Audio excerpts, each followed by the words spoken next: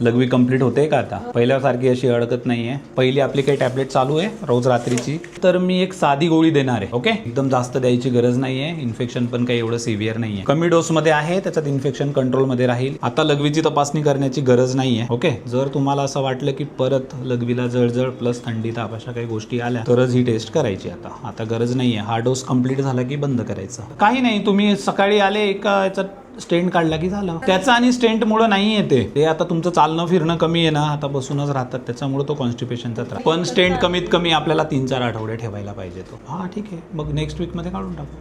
पुढच्या आठवड्यात काय असं खुश दिसत नाहीत तुम्ही मला. कुठे दुखतंय? ठीक आहे ना, आता वय पण झालं, त्या गोष्टी हळूहळू कमी होतील. एकदम असं धावायला नाही लागणार तुम्ही. पहिले कशा होत्या ऍडमिट झाल्या तेव्हा? हा, मग आता बरं आहे का नको?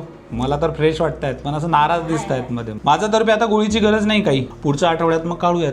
मी याच्यावर लिहून देतो. हां, ती नळीमुळं पण आहे. ती एकदा नळी काढून मग आपण काही मोस्ट ऑफ द टाइम नळी काढल्यानंतर ते होऊन जाईल. आज जो स्टेन ठेवला आहे त्याच्यानंतर.